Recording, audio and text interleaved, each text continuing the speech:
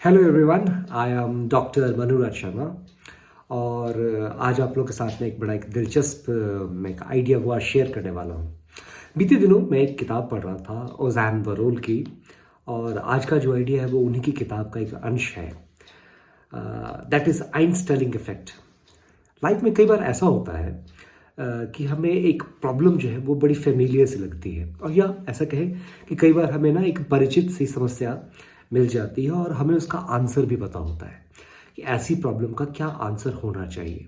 और ऐसी जब स्थिति में आप होते हैं जिसमें कि आपको समस्या क्या है वो भी पता है, क्या समस्या कैसे आएगी ये पता है, उसका उत्तर भी क्या है होना चाहिए हमें ये भी पता है। और ऐसी स्थिति के अंदर क्या करते हैं हम, उसके जो ऑल्टरनेटिव्स हैं या उसके और उत्तर क्या हो सकते हैं इस पे हम विचार करना कई बार छोड़ देते हैं।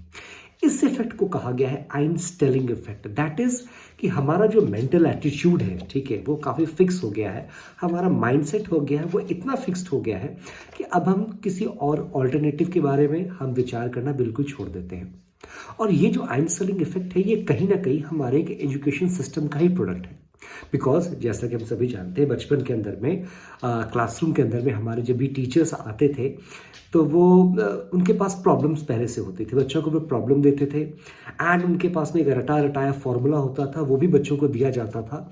और जैसे ही बच्चे इस फॉर्मूले के अंदर उस प्रॉब्लम को डालते थे उसमें से एक आंसर निकल के आ जाता था।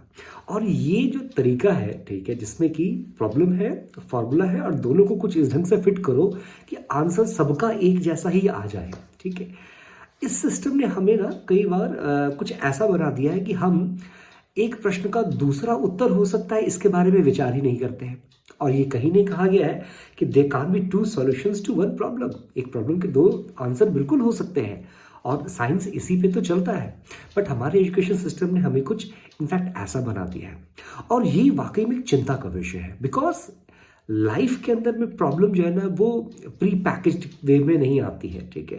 लाइफ के अंदर जो प्रॉब्लम आती है उसका कोई फॉर्मूला पहले से बना हुआ नहीं है कि समस्या आई ये फॉर्मूला लगाओ और उसका आपको झटपट आंसर मिल जाएगा। बिकॉज जीवन में आने वाली समस्या है ना वो बिल्कुल डिफरेंट है।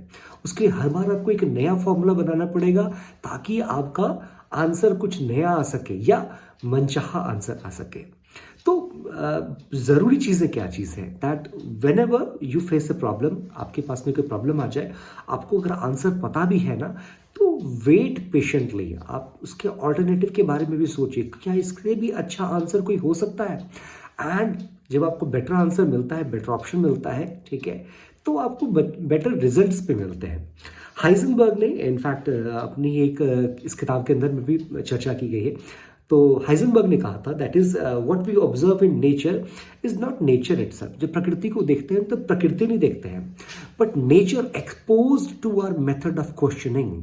हम सामने वाली चीज़ों से कैसे प्रश्न पूछ रहे हैं इस बात पे निर्भर करता है कि सामने वाली समस्या हमें कैसे दिख रही है, ठीक है। तो ये बिल्कुल वैसे ही है कि जब कभी भी प्रॉब्लम आए तो look at the problem.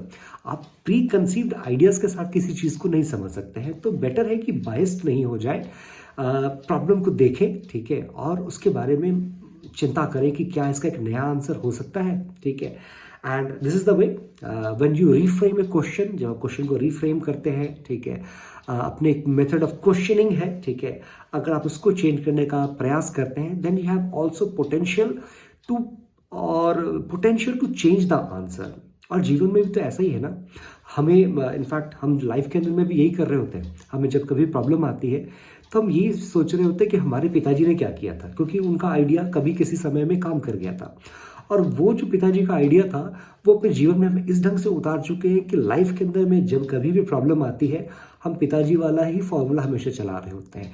We are not thinking out of the box. ये कहा गया है कि आइडिया तो ऐसे ही आएंगे ना। अगर लाइफ में कुछ चेंज करना है, हर बार एक जैसा ही आंसर आपका आ रहा है, तो जीवन जीने का मज़ा क्या है, ठीक है। तो जो बाकी लोगों का जीवन है आपका जीवन भी बिल्कुल वैसे ही हो जाएगा। तो अगर आप चाहते हैं कि आपके जीवन के अंदर में, ठीक है, वो प्रश्न आए, ठीक है, या वो उत्तर आए जिसको आप चाहते हैं, तो भाई साहब वो समय आ चुका है। अपने प्रश्नों को बदलिए, ठीक है, और एक नए मेथड से क्वेश्चनिंग शुरू करिए, नए फॉर्मूलाज लेके आइए, और जो बेटर ऑल्टरनेटिव्स हैं उस पर विचार करिए। दैट इज इस आइंस्टाइनिंग इफेक्ट जो कि फिक्स्ड मेंटल एटीट्यूड है, इससे बाहर आने का प्रयास करिए। और जब आप फ्री थिंकिंग का मजा लेंगे तो आपको असली सही मजा आएगा लाइफ का। Thank you.